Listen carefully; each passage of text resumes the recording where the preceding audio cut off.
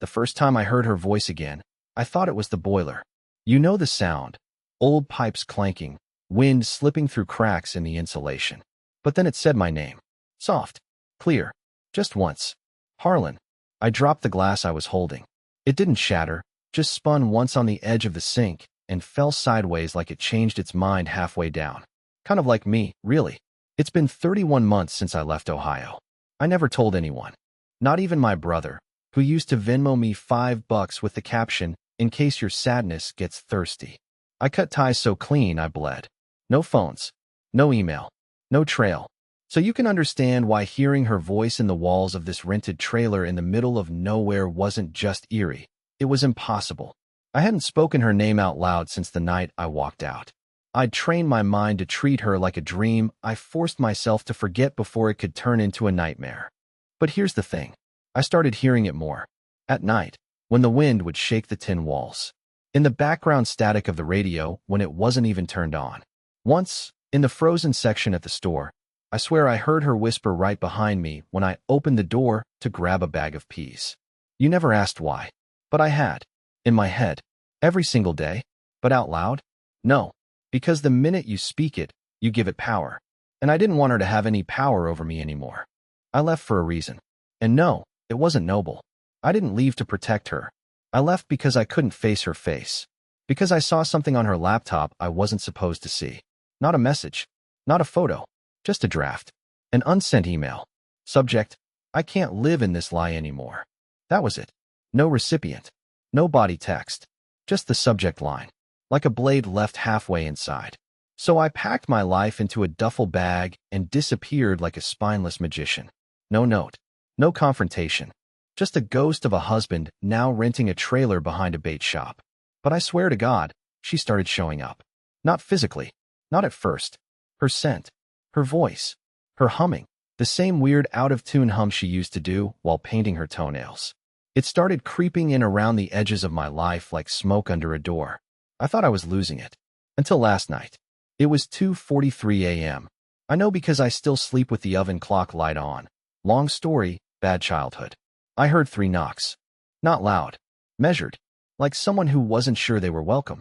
I opened the door. There she was. Soaked in rain, holding a small leather bag. No makeup. Same black hoodie she wore the night I left. Like time had paused for her.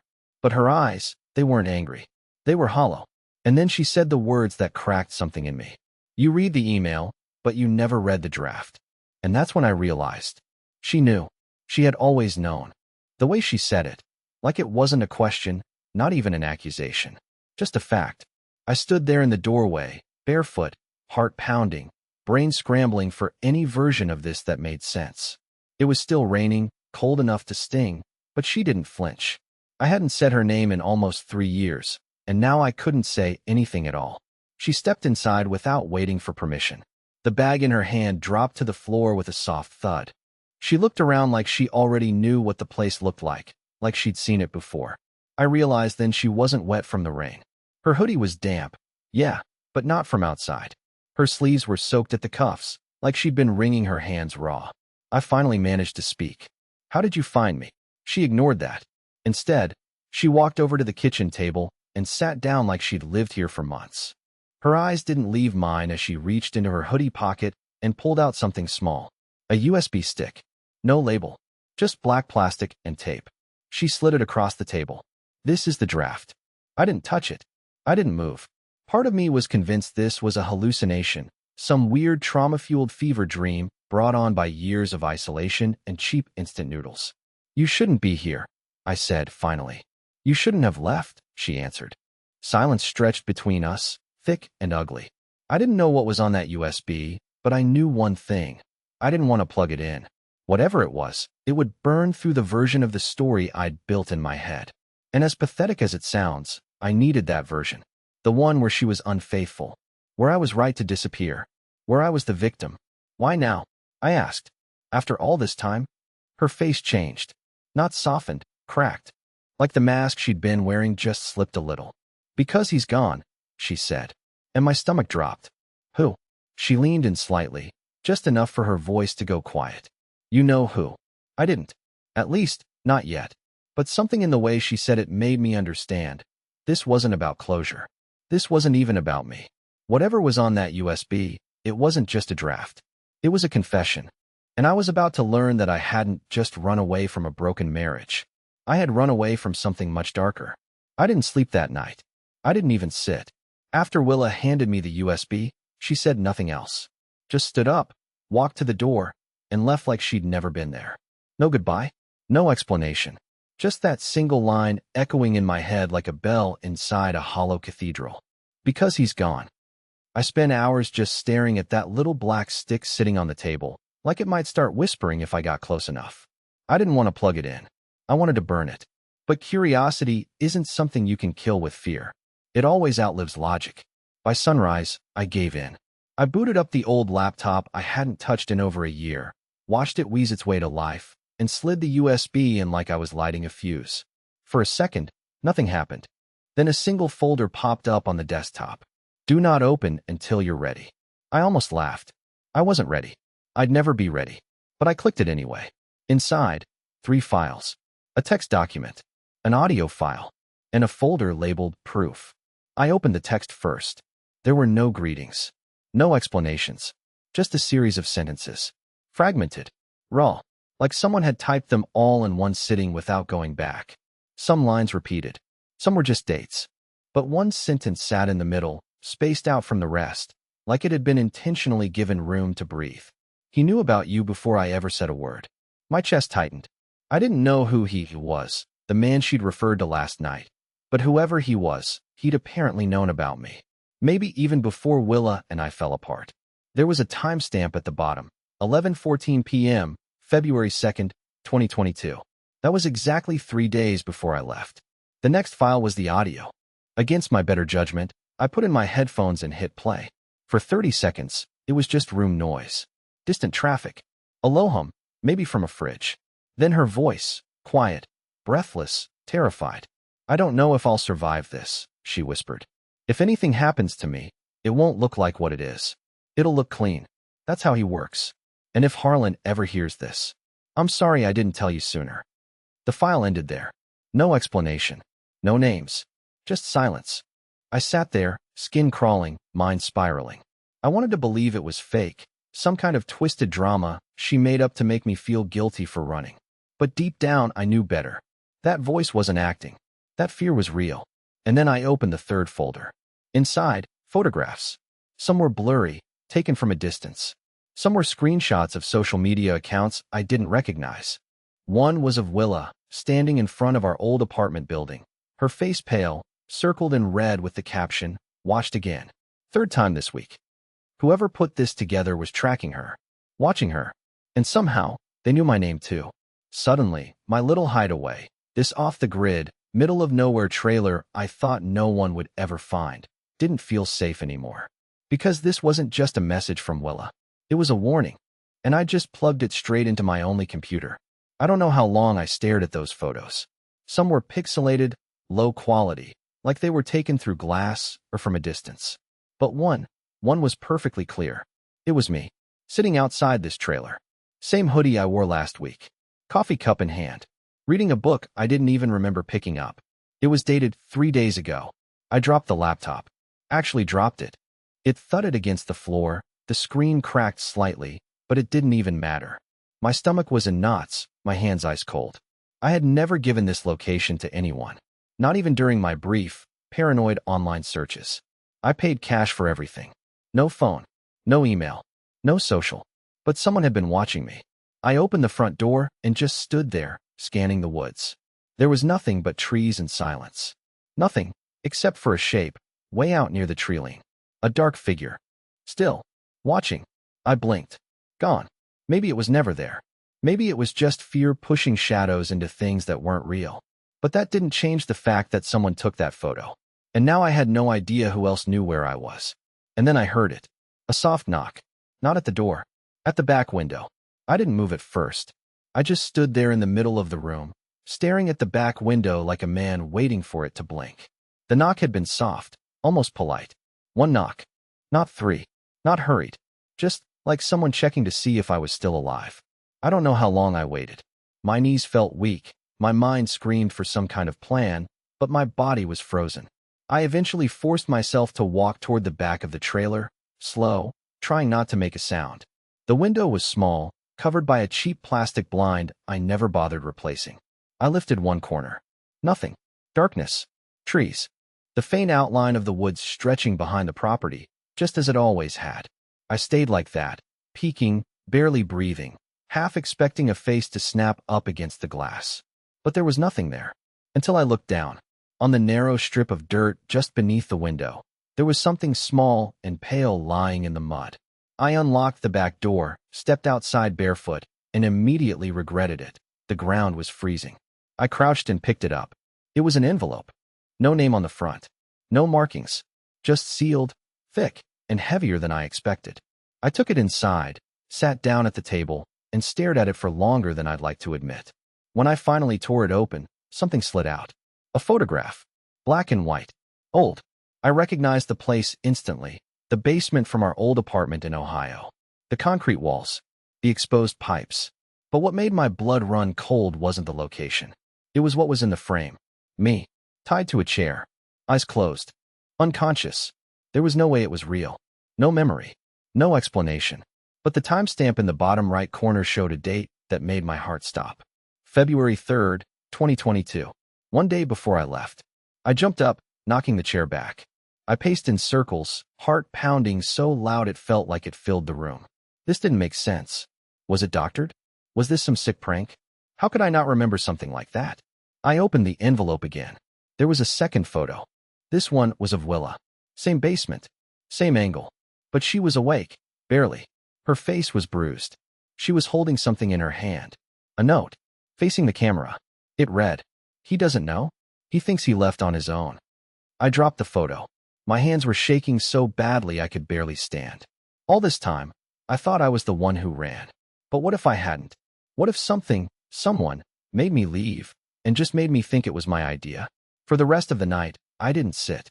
I didn't sleep.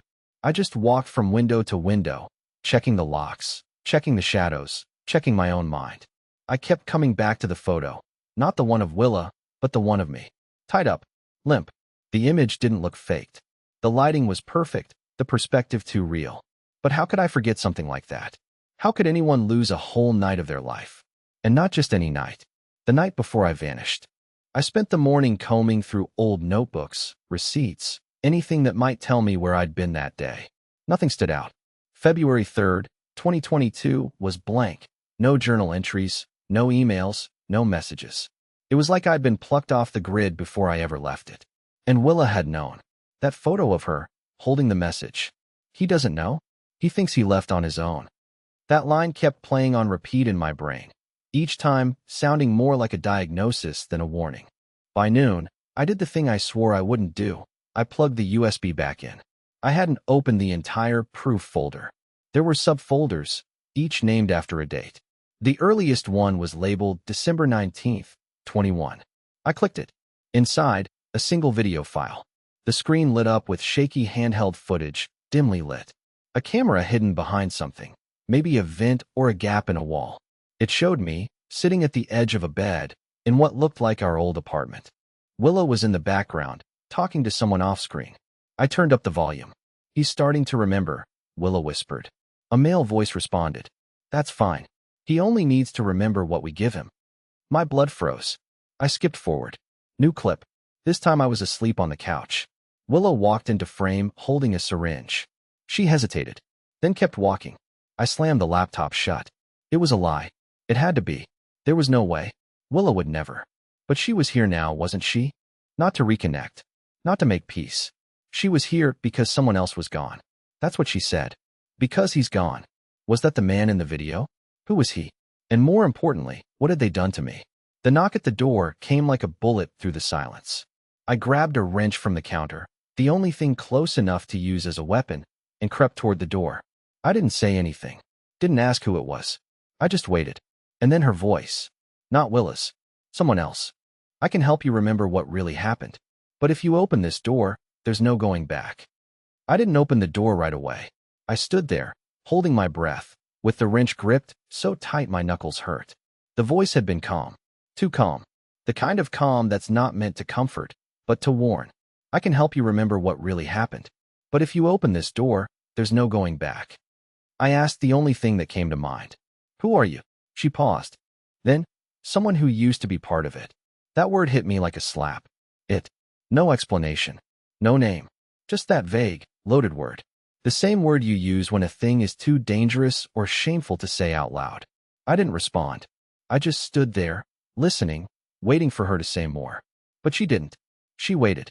Finally, I cracked the door, not all the way, just a few inches, and looked out. A woman stood on the steps. Black coat. Hood up. She looked older than me, but not by much. Her eyes were tired, like she hadn't slept in days. Weeks, maybe. She looked at me like she knew me. Not in a we met before kind of way, but in that terrible way someone looks at a mirror when they hate what's in it. She didn't ask to come in, just handed me a folder. There were 6 of you. You were subject 3. I didn't take it. I didn't want to. I backed away from the door. I don't know what you're talking about. Yes, she said. That's the point. Then she turned and walked away into the trees, vanishing before I could decide if I should follow her. I stared at the folder in my hands, half of me desperate to throw it in the fire, the other half already opening it. Inside were documents, photos, names, a list of dates, and a file labeled Controlled Memory Loop, Subject 3, Initiation, December 3rd, 2021. It was official looking, but also completely unreal, like something from a bad movie, until I saw the signature at the bottom. Willa's. That's when my hands started to shake. I dropped into the chair, heart racing, every part of my body tense with something worse than fear, recognition. Something about that phrase, memory loop, felt too familiar. Like a splinter you've lived with under your skin for so long, you forgot what it felt like not to have it. I flipped the last page in the folder. It was a map. A location, circled in red. Ohio. The same street our old apartment was on. But the building number was wrong. It wasn't the place we lived. It was the building next to it, the one that had been boarded up the entire time we lived there. At least, that's what I always thought. And suddenly, I wasn't sure what I'd ever really known at all. I drove all night. I don't know what I expected to find. Maybe an abandoned basement, maybe old furniture and mold, maybe nothing at all, which, honestly, would have been a relief. But deep down, I knew I wasn't chasing ghosts anymore. I was chasing answers. And for the first time in 3 years, I felt like I actually wanted to remember. The building wasn't boarded up anymore. In fact, it looked recently renovated. But the layout was the same. Same cracked sidewalk, same rusted mailbox leaning to one side. I parked across the street and just sat there for a while, watching the windows, waiting to see something move. Nothing did. Eventually, I walked around to the back. The service door was open, like it had been left for me. I stepped inside. The air was colder than outside. The lights flickered weakly. I found the staircase leading down, and it was exactly like in the photo: concrete walls, exposed pipes, and that strange, sterile smell I hadn't realized I still knew. When I reached the bottom, I expected a rush of memory, some flood of recognition. Instead, there was silence. Then I saw the chair, and behind it, another chair, the one Willa had been sitting in, bruised, holding the note. They were still there, like artifacts from a crime scene no one ever investigated. There was a monitor on the wall, off, but plugged in. I hit the power button. The screen lit up with a message, end loop. A prompt appeared. Yes, no. My fingers hovered over the keyboard. It felt ridiculous, like a movie prop, but the panic wasn't there anymore. I didn't feel trapped, or watched, or hunted. I felt ready. I hit yes. The screen went black. No explosion. No dramatic twist. Just silence. And then the lights in the room blinked once, and stayed on. Steady. Solid. I turned and walked back upstairs. Outside, it was morning. The sun had started to break through the clouds. There was something unfamiliar in the air. Warmth, maybe. Possibility. And there she was. Willa, sitting on the hood of my car. She didn't say anything at first. Just gave me a tired smile. Not guilty. Not defensive. Just real. I didn't know how to fix it, she said. I nodded. Neither did I. We sat there for a while, side by side, saying nothing. No apologies. No begging for forgiveness. Just two people who'd both been broken in different ways, slowly learning how to breathe again. I didn't ask her what happened down there. Not yet. I didn't need the whole story in one day. For now, it was enough to know we were both finally free from whatever that was. And for the first time in a very long time, I didn't feel lost. I felt like maybe, just maybe, I was exactly where I was supposed to be.